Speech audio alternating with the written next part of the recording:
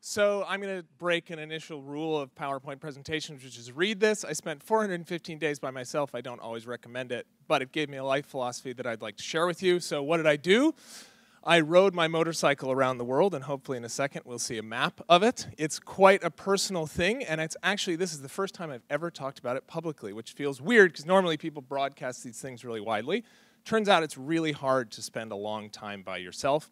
I hope that I have some insights that you guys will find useful. So, why motorcycles? They're objectively really cool. I'm sure we can all agree with that. This is my first motorcycle at age 10. I fell in love with it. The romantic drive has not changed. I feel the same way every time I get on my motorcycle now. But why travel on a motorcycle? Well, Ted Simon inspired me. He wrote a book about riding around the world for 4 years. Turns out he inspired a bunch of other people too. Ted showed me that you can take a motorcycle to places that you can't take other vehicles. It can introduce you to people. It can be an ambassador. This is the most cringeworthy photo. I literally cannot even look at this. This is April of 2006. I was about to head east from Denver, Colorado, where I'm from. Come and see me later. I'll show you the after photo. It is very, very different.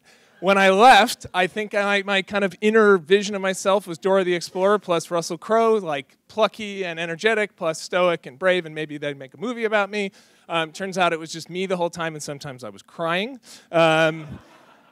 One of the first things I learned, things are better when you share them. Turns out when you do amazing things, but you're by yourself, sometimes it really sucks because there's nobody there to go, wow, did you see that? That was amazing.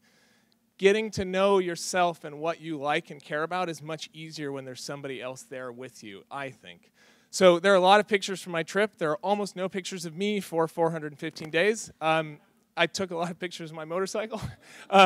So this is somewhere in the middle of Australia. I couldn't share myself digitally either because I had this super awesome BlackBerry from work which didn't have Instagram. It made me very present. Nobody was talking about being present, but I was very present. But I could have totally been an influencer because I'm like a good-looking guy, I had a cool motorcycle, I got to go to exotic locations. But again, the point is, this is a beach in Western Australia. I was there by myself for 3 days. There was nobody there with me to go, what the fuck, this is unbelievable. And I think that's, in the end, a real shame. So the second thing I learned is shut up. I've gotten a chance to talk to a bunch of you in the last 24 hours. I'm sure you should agree that I could talk a little less sometimes. Before this trip, I had no inner monologue, so it was a lot worse. So you can imagine that I really had a hard time shutting up. Turns out it's really hard to be by yourself when you're a big talker. And as Hope and I were talking about a minute ago, you end up thinking about things you might not want to think about, and it's a real challenge.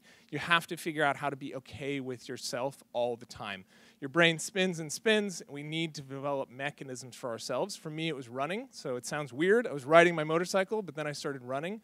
And for me, running is the best way to think through things and work them out.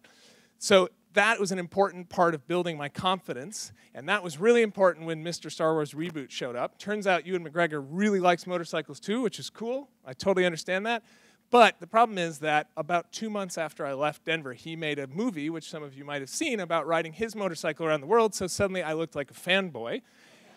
I couldn't be Russell Crowe while Ewan McGregor was being Ewan McGregor. The reason I bring this up is that I had to say, no, actually I'm doing this for me. I don't care that suddenly everybody thinks I'm just a huge Star Wars fan, which I am, by the way. This delivers my life philosophy, which I'll take you through, which is good taste, no standards. It sounds very silly, but it helps me out every day. So the question is, what is good taste? Good taste is about knowing what you like, knowing what you love, knowing what you don't like. For example, I found out that I really liked this crazy Sardinian cheese, which uses fly larvae to ferment it. And it's full of maggots, and it tastes delicious. I really like it, right? It sounds silly, but now I know that I like that. No standards is about taking things as they come and not worrying about it. Like here, when I was literally naked, taking a photo of a washing machine that would not release every single piece of clothing that I had. But I had tools, and I had time, and it was warm in there, and I was like, I'm going to get these back. So for me, good taste, no standards is really simple. It's knowing the difference between good and great, and it's knowing that if it's not good or great, it's okay. It's going to work out. And I feel like that puts you in a position to always have a great attitude. So I'm going to leave you with this sign that was in the middle of nowhere in the Gobi Desert, And I thought, well, this is a very nice sign. Thank you very much. I think I actually said, oh, thank you. So I will say the same to you. Good taste, no standards. Have a nice journey, everybody.